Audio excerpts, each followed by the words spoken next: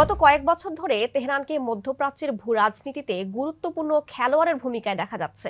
বিশ্লেষকরা বলছেন, এই অঞ্চলের রাজনীতিতে ইরান এখন গুরুত্বপূর্ণ ফ্যাক্টর। সাম্প্রতিক সময়ে ইরানের সমৃদ্ধি, অভ্যন্তরীণ রাজনীতি, আঞ্চলিক গণ্ডি পেরিয়ে বহির্বিশ্বেও নিজের প্রভাব রাখা সবকিছুই চোখে পড়ার মতো। ইরান মধ্যপ্রাচ্যে আসলে কি চায়? মধ্যপ্রাচ্যে ইরানের ভূরাজনৈতিক উদ্দেশ্য হলো আঞ্চলিক শক্তি হিসেবে দেশটির অবস্থানকে শক্তিশালী করা, প্রভাবের ক্ষেত্র প্রসারিত করা, এই অঞ্চলে কৌশলগত স্বার্থ রক্ষা করা, বিশেষ করে পারস্য উপসাগরে আঞ্চলিক অখণ্ডতা বজায় রাখা।